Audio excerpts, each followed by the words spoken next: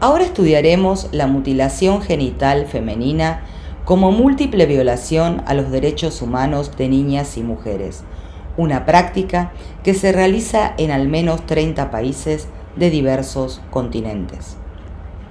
De acuerdo a la Organización Mundial de la Salud, la mutilación genital femenina, conocida como MGF, comprende todos los procedimientos que de forma intencional y por motivos no médicos alteran o lesionan los órganos genitales femeninos.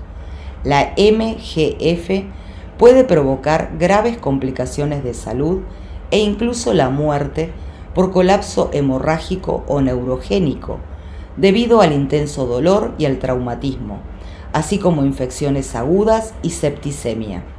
Los riesgos inmediatos son contraer tétanos, llagas abiertas en la región genital, dolor intenso, retención de orina, etc. Las consecuencias a largo plazo pueden consistir en la formación de quistes, la esterilidad, menstruaciones y coitos dolorosos, complicaciones en el parto con muerte del recién nacido, etc. Sumado a ello, genera daños psicológicos extremos que van desde la pérdida de confianza de las niñas en sus cuidadores hasta sentimientos de ansiedad y depresión que pueden aparecer a largo plazo. La ablación o mutilación genital femenina es una forma extrema de discriminación hacia la mujer que vulnera diversos derechos humanos, a saber, los derechos sexuales y reproductivos, el derecho a la vida, a la integridad, a la salud, a la autonomía, a la dignidad, a la información, a la igualdad, al estar libre de discriminación. También es un daño o maltrato equiparable a tortura, trato cruel, inhumano y degradante. Asimismo, como es practicada casi siempre durante la infancia, representa una violación fundamental a los derechos del niño. A pesar de ello, en la actualidad, de acuerdo a los datos del Fondo de Población de las Naciones Unidas y UNICEF, más de 200 millones de niñas y mujeres han sufrido MGF, muchas de ellas antes de los 15 años. Esta práctica es llevada a cabo en al menos 30 países de diversos continentes: en África, en Costa de Marfil, Egipto, Etiopía, Nigeria, Sierra Leona, Sudán, Uganda, etc. En Oriente Medio, en Arabia Saudita, Emiratos Árabes Unidos, Omán, Israel, Palestina, etc. En Asia, en India, Indonesia, Pakistán, etc. Además, la practican las comunidades indígenas de Colombia en Latinoamérica.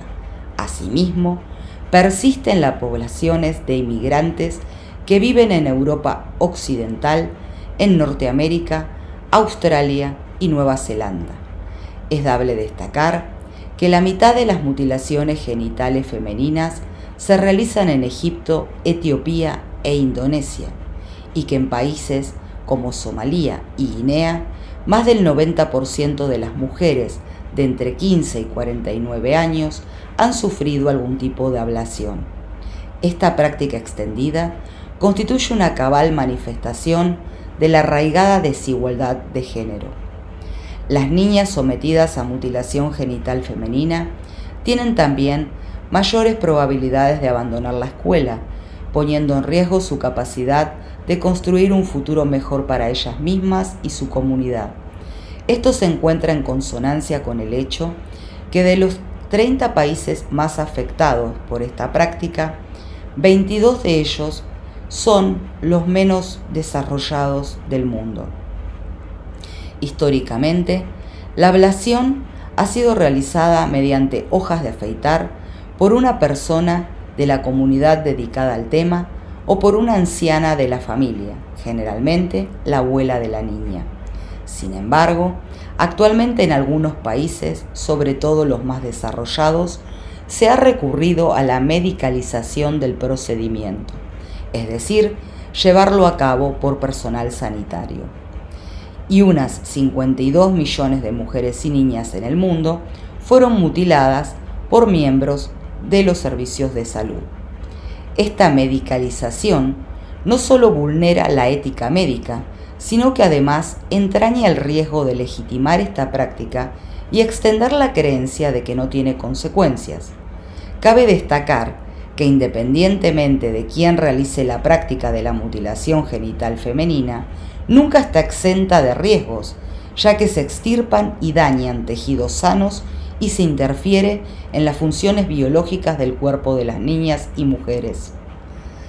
La actitud de las mujeres y niñas hacia la mutilación genital femenina varía de un país a otro, pero la oposición a esta práctica se encuentra en aumento. En la mayoría de los países de África y Oriente Medio, 7 de cada 10 niñas piensan que la mutilación genital femenina debe erradicarse.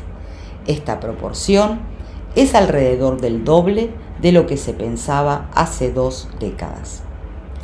Aunque ni el Islam ni el cristianismo respaldan la mutilación genital femenina, resulta habitual que se utilicen discursos religiosos para acreditar su admisibilidad. Las causas que justifican la realización de la mutilación genital femenina en la mayoría de las sociedades que la llevan a cabo se vinculan con la tradición cultural.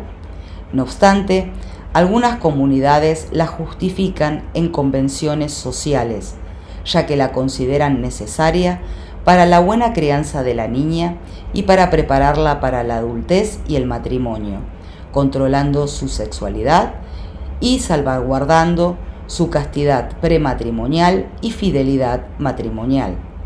Otras obligan a las niñas a someterse a la mutilación genital femenina como requisito previo al matrimonio o para disfrutar de los derechos hereditarios. Las familias que rechazan participar de la mutilación genital femenina se enfrentan al ostracismo y exponen a sus hijas a no ser aptas para el matrimonio. Desde 2008, el Fondo de Población de las Naciones Unidas y UNICEF dirigen el programa mundial más importante para la erradicación de la mutilación genital femenina, que trabaja con las comunidades para sensibilizar sobre los daños de la ablación genital y cambiar las normas sociales en favor de su abandono colectivo. Se centra principalmente en 17 países africanos. UNICEF trabaja también con los gobiernos a nivel nacional y regional, fomentando la formación de políticas centradas en prohibir y poner fin a esta práctica. Para las niñas que corren riesgo de ser mutiladas y para las sobrevivientes de esta práctica, UNICEF proporciona acceso a la atención médica y psicológica, además de apoyar al personal sanitario que dispensa esta asistencia. Desde el establecimiento del programa conjunto, 13 países han aprobado leyes que prohíben esta práctica y también ha facilitado el acceso a servicios de prevención, protección y tratamientos relacionados con la mutilación genital femenina a más de 6 millones de niñas y mujeres. Actualmente, 45 millones de personas procedentes de comunidades de 15 países han realizado declaraciones públicas de abandono de esta práctica y el número de comunidades que establecieron estructuras de vigilancia para rastrear a las niñas consiguieron proteger a 532.158 niñas. En 2012, la Asamblea General de las Naciones Unidas designó el 6 de febrero como Día Internacional de Tolerancia Cero para la Mutilación Genital Femenina, una jornada de concientización para ampliar y dirigir los esfuerzos para la eliminación de esta práctica. El Fondo de Población de las Naciones Unidas calcula que más de 4 millones de niñas corren el riesgo de ser víctimas de ablación genital cada año. En 2021 se pronosticó que la presente década podían producirse 2 millones de casos adicionales debido al cierre de escuelas y la interrupción de los programas que protegen a las niñas de esta práctica, debido a la pandemia por COVID-19. Actualmente, se han reducido en una tercera parte respecto de hace 30 años las probabilidades de que las niñas sean mutiladas. Sin embargo, para 2030, casi 3 niñas de todo el mundo nacerá en alguno de los 30 países donde la mutilación genital femenina se encuentra extendida, lo que supone que 68 millones de niñas corren el riesgo de ser mutiladas. En este sentido, se deben ampliar los esfuerzos mundiales para no superar las cifras actuales. En 2023, la ONU, mediante el programa conjunto del Fondo de Población de las Naciones Unidas y UNICEF sobre la eliminación de la mutilación genital femenina, arroja el lema, entre comillas, aliarse con hombres y niños para transformar las normas sociales y de género y acabar con la mutilación genital femenina. El Fondo de Población de Naciones Unidas y UNICEF hacen un llamamiento a la comunidad mundial a aliarse con los hombres y los niños y fomentar su participación para acelerar la eliminación de esta práctica nociva y dar voz a las mujeres y a las niñas. Organizaciones de todo el mundo han lanzado diversas iniciativas para implicar y asociarse con hombres y niños para que asuman un papel activo. Con estas propuestas se han conseguido más aliados masculinos como líderes religiosos y tradicionales, trabajadores sanitarios, funcionarios encargados de hacer cumplir la ley, miembros de la sociedad civil, organizaciones de base, entre otros, y se han propiciado notables logros en la protección de las mujeres y las niñas. Aunque la práctica de la mutilación genital femenina se ha mantenido vigente por más de 1000 años, hay motivos para pensar que se puede acabar con esta práctica en una sola generación.